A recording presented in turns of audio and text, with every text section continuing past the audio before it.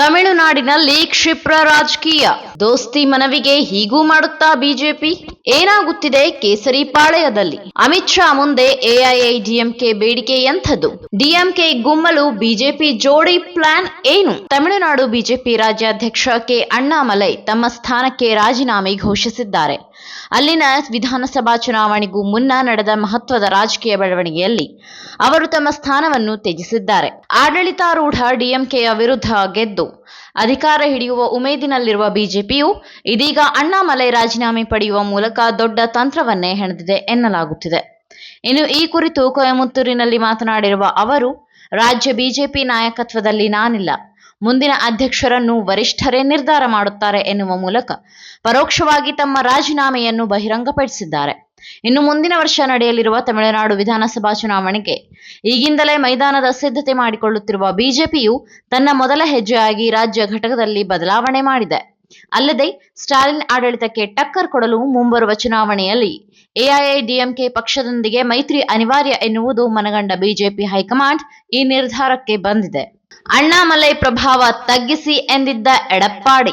ಅಂದಹಾಗೆ ಕಳೆದ ಕೆಲ ದಿನಗಳ ಹಿಂದಷ್ಟೇ ದೆಹಲಿಯಲ್ಲಿ ಅಮಿತ್ ಶಾ ಭೇಟಿಯಾಗಿದ್ದ ಎಡಪ್ಪಾಡಿ ಕೆ ಪಳನಿಸ್ವಾಮಿ ನೇತೃತ್ವದ ಎಐಎಡಿಎಂಕೆ ನಿಯೋಗವು ಅಣ್ಣಾಮಲೈ ಅವರ ಪ್ರಭಾವವನ್ನು ತಗ್ಗಿಸಬೇಕು, ಅವರನ್ನು ಸ್ವಲ್ಪ ದೂರ ಇಡಬೇಕು, ಬಿಜೆಪಿಯು ಅಷ್ಟೊಂದು ಜನರನ್ನು ತಲುಪಿಲ್ಲ, ಗ್ರಾಮೀಣ ಭಾಗದಲ್ಲಿ ಬಿಜೆಪಿ ಇನ್ನೂ ಸಹ ನಿರೀಕ್ಷಿತ ಮಟ್ಟದಲ್ಲಿ ವ್ಯಾಪಿಸಿಲ್ಲ, ಹೀಗಾಗಿ ತಮ್ಮ ನೇತೃತ್ವದಲ್ಲಿಯೇ ಈ ಚುನಾವಣೆ ನಡೆಯಬೇಕು, ಹೆಚ್ಚಿನ ಪ್ರಾಮುಖ್ಯತೆ ಎಐಎಡಿಎಂಕೆಗೆ ನೀಡಬೇಕು ಎಂಬ ಷರತ್ತನ್ನು ನಿಯೋಗ ವಿಧಿಸಿತ್ತು.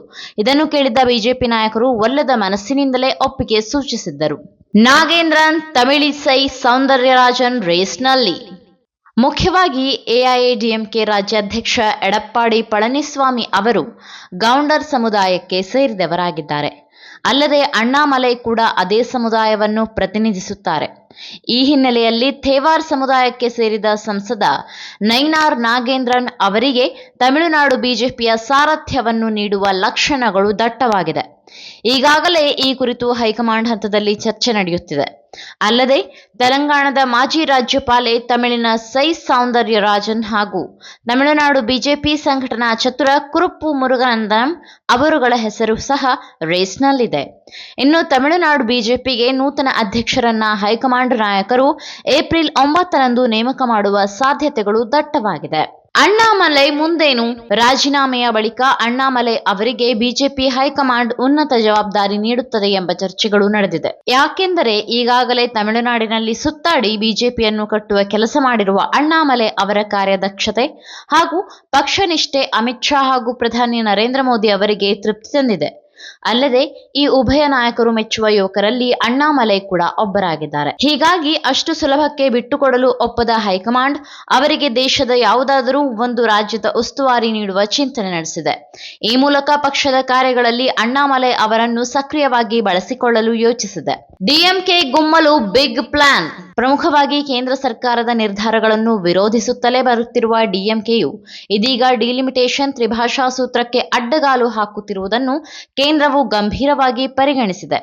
ಈ ಹಿನ್ನೆಲೆಯಲ್ಲಿಯೇ ಎಐಎಡಿಎಂಕೆ ಜೊತೆ ಸಖ್ಯ ಬೆಳೆಸಿ ಡಿಎಂಕೆಗೆ ಪಾಠ ಕಲಿಸಲು ಬಿಜೆಪಿ ಮುಂದಾಗಿದೆ.